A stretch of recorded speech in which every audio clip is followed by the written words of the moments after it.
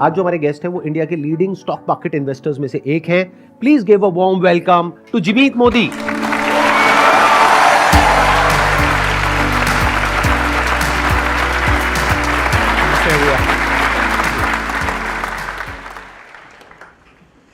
मैं थोड़ा सा आपसे समझना चाहूंगा आपकी इन्वेस्टमेंट फिलॉसफी के बारे में। Is it somewhat inspired by Warren Buffett philosophy और is it something else? Like how do you choose कि हमें किस स्टॉक में पैसा लगाना है, किस में नहीं लगाना है? स्टॉक मार्केट में पैसे बनाने के दो तरीके।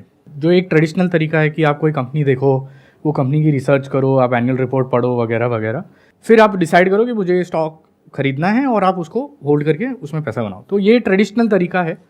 एक दूसरा तरीका है जिसे हम कहते हैं, जो हम गुजरातियों में कहते हैं भाव भगवान जी। तो भाव भगवान है, यानी वो प्राइस को देख के deeper understanding of the price से हम स्ट्रैटेजीज बनाते कि जिसमें इन्वेस्ट करना चाहिए, ट्रेड करना चाहिए। तो पहली चीज तो ये है कि पहले आप अपने आप को कंपार्टमेंटलाइज कर लो। तो that's what we also do कि हम जब कोई लॉन्ग टर्म इन्वेस्टमेंट बेट लेते, we try and generate a key insight. हम एक कोर इनसाइट जनरेट करने की कोशिश करते हैं कि ये बिजनेस में क्या अलग है।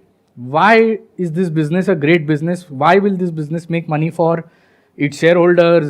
Why is it going to be a good value proposition for customers and the entire ecosystem? और जब हमको वो कोई बिजनेस में डिफरेंशिएटेड इंसाइट मिलती है, तब हम कॉन्सेंट्रेटेड बेट लेते और वो बेट को प्ले आउट करने की कोशिश करते over a period of time, and that's how big money gets made. और आज तक की आपकी सबसे बड़ी कॉन्सेंट्रेटेड बेट क्या है? इन द सेंस पूरा जो आपका पोर्टफोलियो साइज है उसका कितना परसेंट आपने एलोकेट कर दिया था एक पर्टिकुलर स्टॉक में? I think I have even gone up to 60-70%। This is unlike जो टिपिकली जो कहा जाता है स्टॉक मार्केट में, that never put all your eggs in one basket. तो 60% is a fairly large amount of stake of your portfolio. So this was your personal money या फिर वो पब्लिक का पैसा? So this is my personal money. Then you can take that bat, right? This is my personal. And see, I think आपने बहुत बढ़िया बात कही कि लोग हमें सिखाते हैं कि आप डाइवर्सिफाई करो, बट ये जो डाइवर्सिफिकेशन का फंडा है ना, वो एप्लीकेबल है अगर आप नहीं जानते आप क्या कर रहे हो। Let's take a case in point. आप राकेश झुंझुनवाला जी देख लीजिए। Titan for most part of his life has been anywhere between 50 to 65% of his portfolio, and that is where he made most of his money. Even आप आज की तारीख में Warren Buffett देख लीजिए। Apple is the stock where he holds his largest position. Apple is almost 40% of his portfolio. तो सी, आप शुरू करते हो तब वो आपके पोर्टफोलियो का छोटा पार्ट होता है, इट कुड बी 10-12%, बट क्या हो जाता है जब भाव चलते जाता है, प्राइस चलते जाती है, अप्रिसिएशन होते जाती है, then the weight increases. I understand.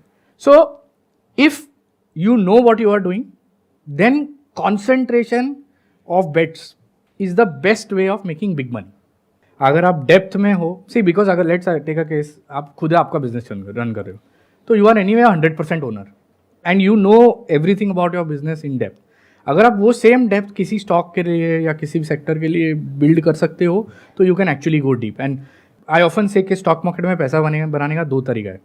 एक है कि आप डेप्थ से बनाओ, यानी let's say you find your ground कि ये मेरी एरिया ऑफ एक्सपर्टीज है। सो कई बार मैंने देखा है कि जो लोग एक्सपर्ट होते हैं, लेट्स से हम कोई आईटी प्रोफेशनल है, आईटी इंडस्ट्री में काम करता है, वो आईटी के ट्रेंड्स अच्छे से पकड़ पाता है, तो वो आईटी सेक्टर में ही वो लाइफ टाइम पैसे बनाते हैं।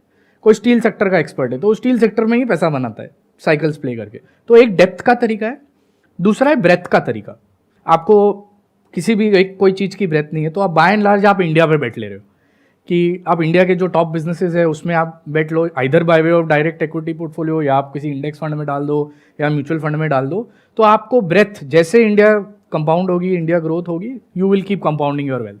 आई एम श्योर इतने सालों में कुछ बेट्स आपकी हैं जो सही लैंड करी होंगी और कुछ हैं जो बहुत खराब भी लैंड करी होंगी, यानी कुछ बहुत बड़ा लॉस हुआ होगा। तो आज तक आपको जो भी सबसे बड़ा लॉस हुआ है, I don't want to know the name of the company, but I want to understand कि आपने वहां से क्या सीखा।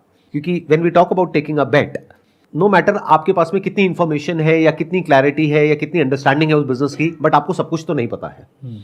अंदर क्या चल रहा है वो तो अंदर मैनेजमेंट को ही पता है। करेक्ट। तो आई एम श्योर आपकी बहुत सारी बेट्स गलत भी रही होंगी। तो जो बेट आपकी सबसे गलत रही पास्ट में, वहां से आपने क्या सीखा? Let's take 2 cases. तो पहली जो मेरी सबसे बुरी बेट थी और जिसमें जो मेरा सबसे बड़ा लेसन था, वो ये था कि if you are wrong then you have to keep your ego aside and you have to cut your loss. Believe me, in the business of stock markets, in the business of investing, अगर आप 60% time भी सही रहे ना, 60% of the times, मतलब आपने 10 investments की और you're right by 6 times only, तो भी ये बहुत बढ़िया नंबर है. But you have to be careful. And मेरी सबसे बड़ी लर्निंग मेरे one of my worst trades में was that in the 4 that you lose you have to make sure that you don't destroy yourself in the process. तो you have to keep your ego aside. और अगर आपको लगता है कि आप गलत गए तो you have to dispassionately get out of the business and cut your loss. और ये सबसे बड़ी गलती मैंने देखी है रिटेल इंडिविजुअल इन्वेस्टर में. हम सबको है ना एक एंकरिंग बायस हो जाता है. हमको लगता है अरे यार मैंने तो किसी चीज़ 100 रुपये में ली थी, अभी मैं 100 के लिए रुक जाता हूँ, और अगर 80 हो गया, 70 हो गया, 50 हो गया तो हम होप में बैठे रह जाते. और वो 10 भी हो सकता है. हाँ, और वो कहीं ऑफन वो 100 वाली चीज 5 हो ही जाती है. पहली बार जब वो 100 का 80 हुआ ना, that is the first indication कि यू आर रॉन्ग, क्योंकि ये आपके डायरेक्शन के अगेंस्ट चल रही है. या फिर ये कह सकते हैं कि may be the person is not wrong, may be उसको समझना पड़ेगा कि ये जो मैंने बेट ली थी is that still hold true, या फिर मार्केट्स अपना गेम खेल रही है. ये भी होता है शॉर्ट टर्म में, मार्केट भी थोड़ा बहुत तो ऊपर नीचे करती रहती है because of a lot of factors. But क्या वो फंडामेंटल्स अभी भी है इंटैक्ट, या फिर फंडामेंटल्स में कोई प्रॉब्लम आ गई है? Correct. So that is actually the second mistake. जब आप सिर्फ बेचने के लिए है, आपके लिए आइडियली 2 या 3 रीजन है. एक तो पहले आपको लगा कि मैंने जो ओरिजिनल हाइपोथेसिस बनाई थी ये पर्टिकुलर इन्वेस्टमेंट के लिए, मेरे को जब भी आपको इन्वेस्टमेंट लोगे, आपको जो भी इंसाइट आएगी, आप एक हाइपोथेसिस बनाओगे, राइट, कि मुझे लगता है ये यहाँ से 8 गुना 10 गुना कुछ सालों में बड़ा हो जाएगा, या ये सेक्टर अभी भी नया है, this is going to do really well over a period of time. So अगर आपकी ओरिजिनल हाइपोथेसिस फेल हो जाती है for whatever reason, take example at one point of time Idea, जो वोडाफोन आइडिया हम आज देखते हैं, used to be a great business, it used to be a Nifty 50 stock. But when external competition came in, Jio came in, the dynamics of the business changed. तो आपको telecom sector भले ही कितना अच्छा लगता है, you have to process new information, you have to test your hypothesis कि यार ये तो मैंने जो ओरिजिनल हाइपोथेसिस से लिया था अभी वो प्ले आउट नहीं हो रही, तो लेट मी गेट आउट. या कुछ नए फैक्टर्स आ गए हैं, कुछ नए उसके अंदर वो वेरिएबल्स इंट्रोड्यूस हो गए हैं, तो let's take that also into account. Correct. And then recalculate. Correct. So मेरी 2 टाइप की मिस्टेक्स रही है लाइफ में. एक तो कि जो मैंने नहीं बेचा या लेट बेचा, वो एक मिस्टेक रही है. और दूसरी चीज़ कि मेरे पास एक बेटर अपॉर्चुनिटी आई. वो बेटर अपॉर्चुनिटी के लिए जब पैसे नहीं थे, तो पैसे रेस करने के लिए I should have sold something that I had and then switched my money to a better opportunity so that my overall portfolio value could have been larger. ये एरर भी एक दूसरी टाइप की एरर है. ये एरर तो हम सोचते ही नहीं कई बार. आई अंडरस्टैंड कि मतलब जंक पड़ा है घर में, अगर हम चाहते तो उसको बेच देते, जिसकी वैल्यू आने वाले टाइम में और गिरने ही वाली है, और उसकी जगह हमको गोल्ड मिल रहा है सिल्वर के भाव पे, लेकिन हम नहीं ले रहे हैं, हम जंक पे अटके हुए हैं. करेक्ट. क्योंकि हमें लग रहा है कि इसकी वो वैल्यू तो एटलीस्ट मिलनी चाहिए जितने में मैंने खरीदा था. करेक्ट. राइट. जो एंकरिंग बायस हम बोलते हैं कि भाई मेरी प्राइस तक तो वापस आ जाए. जबकि लोगों को ऐसे सोचना चाहिए कि अगर कोई 100 रुपये की चीज़ ली थी मैंने जंक में, वो 70 हो गई है, और अभी आज मुझे सोना मिल रहा है 100 में, बट अगर मुझे लगता है कि सोना 100 का 140 हो सकता है, तो नेट तो आपका पोर्टफोलियो वैल्यू वापस आ जाएगा. राइट. सर मेरा दोनों से क्वेश्चन है. एक्चुअली आज का अगर हम टाइम देखें तो एआई जो है, तो सर वो कितना अफेक्ट कर रही है आज के टाइम पे स्टॉक मार्केट को? पैसा बनाने के लिए जो कोर स्किल चाहिए, वो स्किल क्या है? एक तरीके से वो कोर स्किल है पैटर्न रिकग्निशन. आपको स्टॉक मार्केट में पैटर्न्स आइडेंटिफाई करने हैं, आइदर इन बिजनेसेस और in prices etcetera, and you are essentially paying out patterns. And stock markets में कई बार ऐसे कहा जाता है कि history repeats itself again and again over a period of time. So you have to keep studying history, keep identifying patterns from history, and then keep applying those patterns in the present so that आप आगे जाके वो जब history repeat होती है, you can make money. Now AI does a phenomenal job at pattern recognition. So whether it is pattern recognition of stock prices, pattern recognition of financials, now there are tools available which allows AI to look at balance sheets. See, आज हम human हैं, हम human balance sheets analyse करेंगे, हम कुछ चीज़ें देखेंगे, but systems and AI will be able to do that much faster at much larger scale and probably even identify things जो शायद हम एज ह्यूमन्स नहीं देख पाएंगे.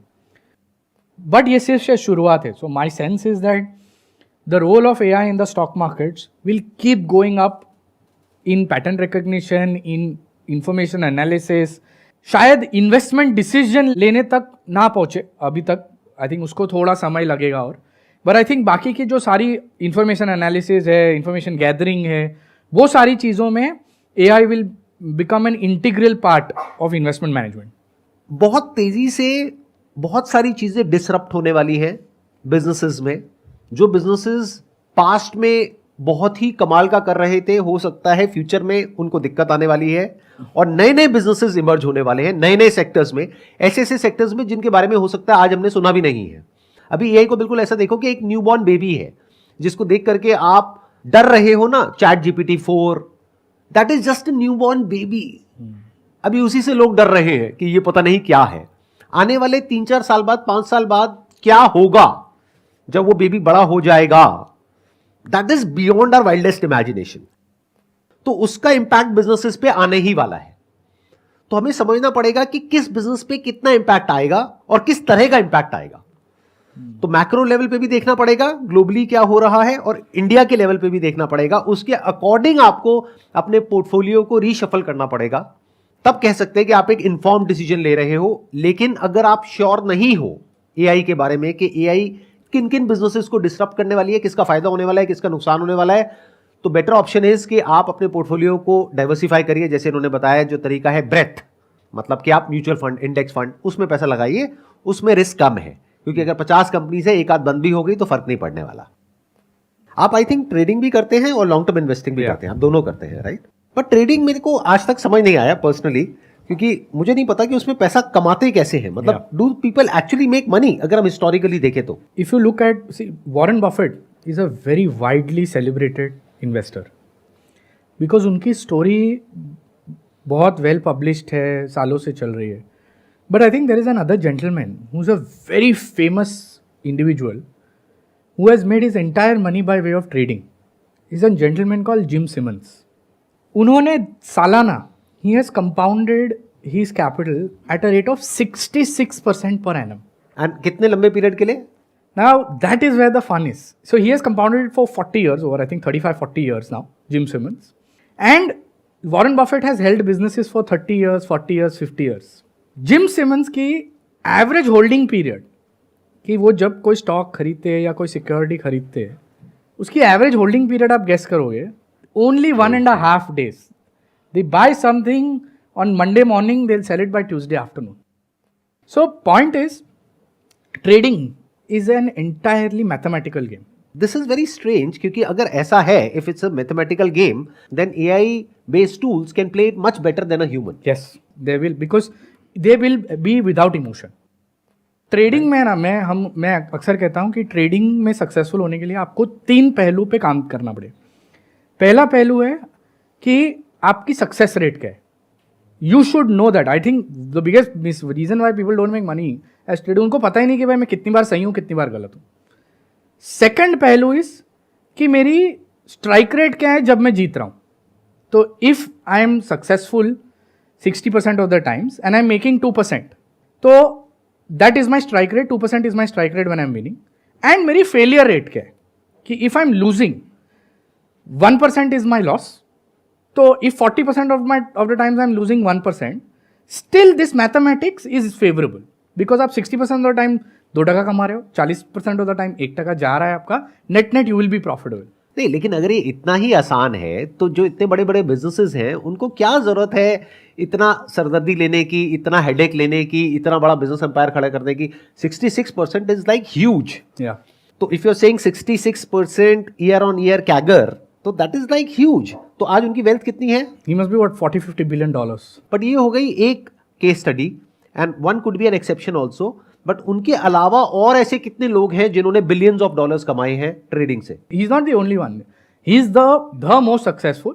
But you will find lots of cases who've compounded money through trading at 20%, 25%, 30%. And it's not so easy. आपको ऐसा लगता है कि अगर बड़े बड़े बिजनेसमैन है, बट ये to get to 60% and 2 in 1, 2% when you are winning and 1% is also a very difficult science, because you will have to make sure that you have a great pattern recognition system in place, you have unemotional trading systems in place, and I think वो जब सारी चीजें एक साथ आती है, that's when you have a winning system. कितने % लोग हैं जो ट्रेडिंग में पैसा कमाते हैं और कितने हैं जो गंवाते हैं? तकरीबन 2 से 3% लोग हैं जो ट्रेडिंग कमाते में हैं। कमाते हैं, 95-97% लोग गवाते हैं। और उसके पीछे रीजन है इमोशंस। इमोशन और उल्टा इक्वेशन। लोग क्या करते हैं, जब जीत रहे तब 1-2 रुपए में काट लेंगे, और जब बेचने का समय आएगा तब 100 का 80, 70, 60, तो ये खड़े रह जाएंगे। तो इनकी इक्वेशन रिवर्स है। एक शेर है, अगर आप अलाउ करें, कि खुशी मिली तो हंस ना सके, गम मिला तो रो ना सके। यही है दस्तूर एक ट्रेडर का, जिसे लिया उसे बेच ना सके, जिसे बेचा उसे ले ना सके।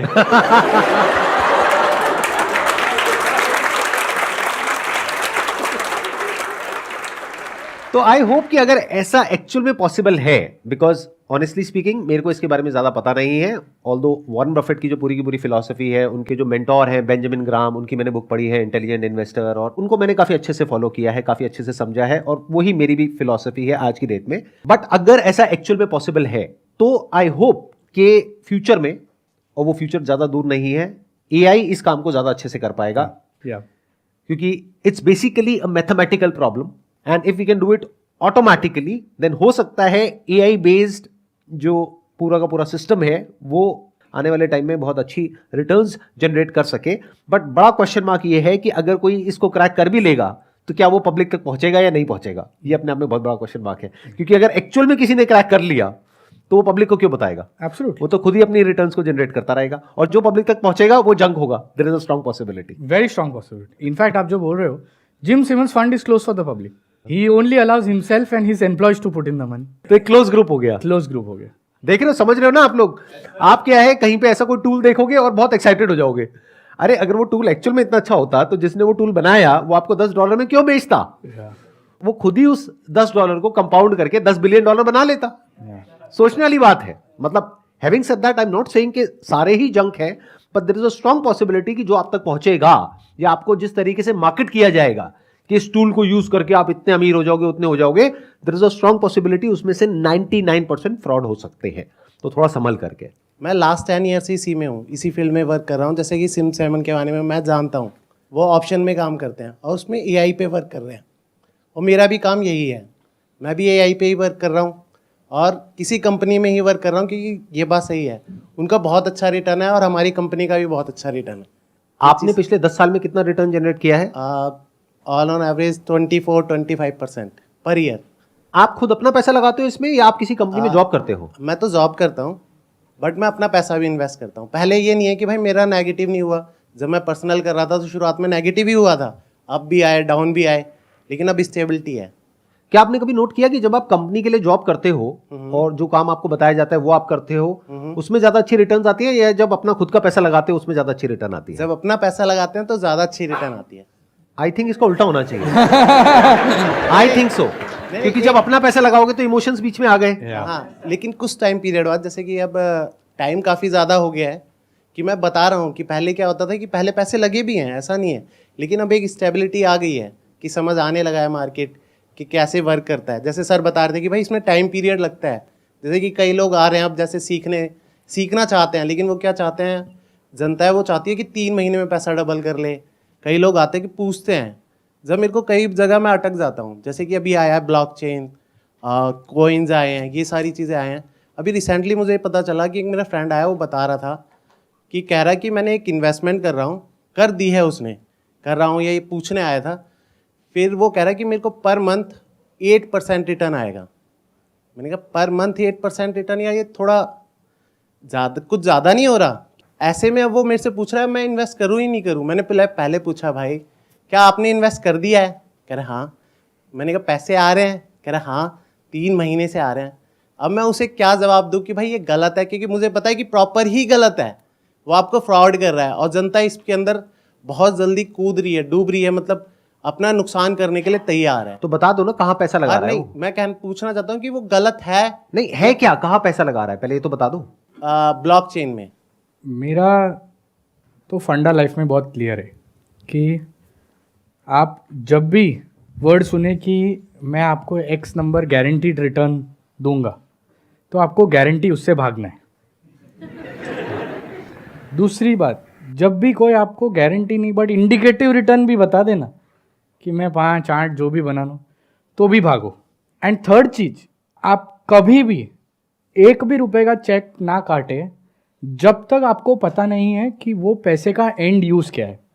जैसे आपने सवाल पूछा, उसमें मेरा असेसमेंट ये था कि एंड पैसा कहाँ जा रहा है किसी को मालूम ही नहीं है। Whether it is going in buying equity of a company, whether it is going in investment of a platform, या कोई आपको सामने क्या मिल रहा है। सी अल्टीमेटली जब आप कोई भी पैसा डालते हो, आप even when you put money in a fixed deposit you get a deposit receipt. When you put money in a stock you get shares in your demat account. आप म्यूचुअल फंड खरीदोगे, आपको म्यूचुअल फंड यूनिट मिलेगा, you will get some instrument. यहाँ पे मुझे नहीं लग रहा आपको कुछ सामने मिल रहा है। And if you don't get, तो this is a big red flag and run away. In the world of finance I think very important, don't trust everything you see. In fact जैसे सर ने बताया कि 99% केसेस में you should be suspicious कि भाई इसमें कुछ गड़बड़ हो सकती है। सिर्फ 1-2% चीज ऐसी होगी जो या तो बहुत वेल रेगुलेटेड होगी, तो you can actually be trusting, but otherwise you should not trust and you should avoid making all these investments. अच्छा, अगर एक बार को मान लेते हैं कि वो जो उनका फ्रेंड है उनको कुछ क्रिप्टो कॉइन्स मिल रहे हैं, कोई ऐसे कॉइन्स जिसके बारे में किसी ने सुना भी नहीं है, तो what's your take on this crypto and blockchain and इस पे टॉप पे आ गया बिटकॉइन और बाकी के बहुत सारे हो गए, हजारों हो गए, तो what's your take on that? आप समझो कि आपका फंडामेंटल रीजन ऑफ इन्वेस्टमेंट क्या है। आप कोई भी इन्वेस्टमेंट करते हो, तो अगर आपने लेट से रियल एस्टेट में इन्वेस्टमेंट किया, you actually have a physical asset, you will gate rent. आपने कोई बिजनेस में इन्वेस्ट किया तो आपको बिजनेस की इनकम आएगी। आपने कोई फार्म में इन्वेस्ट किया तो फार्म में से जो खेती होगी उसकी इनकम आएगी। तो आइडियली लाइफ में अगर कोई एसेट है तो an asset will always generate income, will always generate cash flow. And जो फंडामेंटल थॉट है कि value of an asset is the present value of all future cash flows, कि जितने भी आपको फ्यूचर में समय तक, लंबे समय तक जो भी उसे कैश आने वाला है, उससे वैल्यू जनरेट होने वाली। My issue with something like a crypto or Bitcoin or whatever is that there is no asset, there is no cash flow. You are buying crypto or Bitcoin on the basis of what is called greater fool theory, कि आप खरीद रहे हो कोई एक भाव में with a hope ये आपको कुछ डिविडेंड नहीं देने वाली, कुछ इनकम नहीं देने वाली, कुछ रेंट नहीं आने वाला है, कुछ नहीं आने वाला है। आप ये खरीद रहे हो ये सोच के कि मुझसे बड़ा कोई बेवकूफ़ आएगा, मैंने 25,000 में लिया है, कोई बेवकूफ मेरे से 30,000 में ले जाएगा। इसे कहते हैं greater fool theory. Now greater fool theory is great till it lasts. If you are the last man standing you will be wiped out. तो you have to be very careful that, I mean, you don't get sucked into this greater fool, because sometimes अगर कोई आपको आपसे बड़ा बेवकूफ नहीं मिला तो फिर आप ही बेवकूफ रह जाओगे। आई एम श्योर आप लोगों के माइंड में जो इन्होंने बोला है उससे रिलेटेड काउंटर आर्ग्यूमेंट्स होंगे, तो कोई है जो इनसे काउंटर क्वेश्चनिंग करना चाहेगा या जो ऑलरेडी क्रिप्टो इन्वेस्टर हो और उनका कोई टेक हो, तो it's going to be a very interesting discussion और अ डिबेट।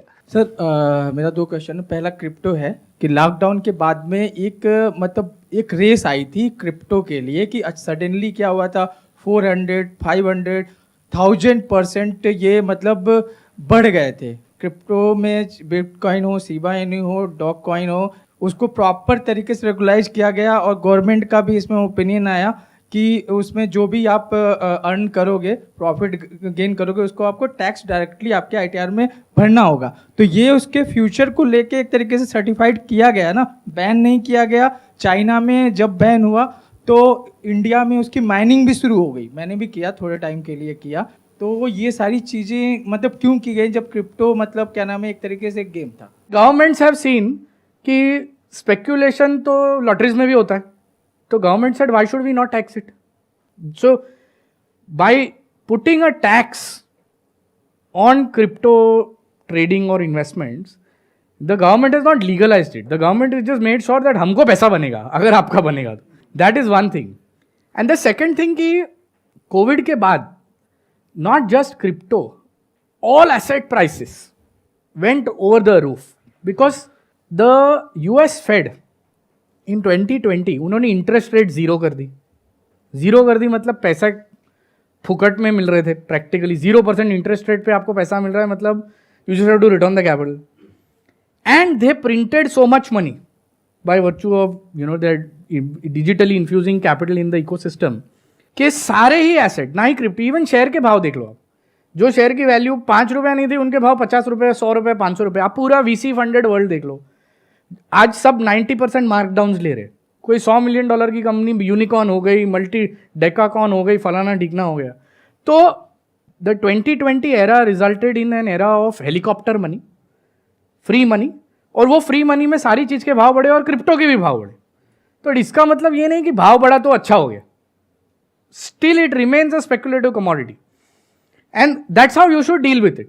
सर मेरा बहुत सिंपल सा क्वेश्चन है कि एक्चुअली हम में से बहुत सारे लोगों के साथ में ये होता है कि हम स्टॉक मार्केट में ट्रेडिंग करना स्टार्ट करते हैं, फिर थोड़ा सा लॉस होता है, और लॉस होने के बाद फिर हम थोड़ा सा गैप लेते हैं, एनालिसिस करते हैं, रिसर्च करते हैं, और रिसर्च करने के बाद फिर दोबारा से जब हम ट्रेडिंग करना स्टार्ट करते हैं तो हो सकता है कि हम बहुत ज़्यादा पॉइंट्स पर सही हों, बट एक चीज़ में हम थोड़ी सी मात खा जाते हैं कि हमारे अंदर वो फियर रहता है कि मतलब हमने ऑलरेडी बहुत सारे फाइनेंशियल लॉसेस किए हुए हैं, तो वो फियर से कैसे डील करें. आप ऐसे समझ के चलो कि आप कोई भी और फील्ड में जाते हो, आप अगर इंजीनियरिंग करते हो, आप अगर मैनेजमेंट स्टडीज़ करते हो, आप अगर साइंस करते हो, आप यूनिवर्सिटी में फीस देते हो. यहाँ पे आप बिना कुछ किए, आज ट्रेडिंग अकाउंट खोलना इतना ईजी हो गया है कि आप ट्रेडिंग अकाउंट खोल दिए, चालू कर दिए, तो एंट्री बैरियर नहीं है. तो आप ऐसा समझ के चलो कि एक certain portion of your capital, initial capital, तो आपको मार्केट को, द स्टॉक मार्केट यूनिवर्सिटी को फीस देनी पड़ेगी. तो आपका जो इनिशियल लॉस है ना, वो एक्चुअली कॉस्ट ऑफ लर्निंग है. It is not a loss really, it is the cost of learning. And if you are able to appreciate that कि भाई ये मैंने फीस दे दी मार्केट को सीखने के लिए, then you will be able to emotionally accept the fear of losing much better as compare to others. Excellent point, जी. Let's give a big round of applause for him. Thank you so much, sir. Thank you यहाँ पर आने के लिए. Thank you.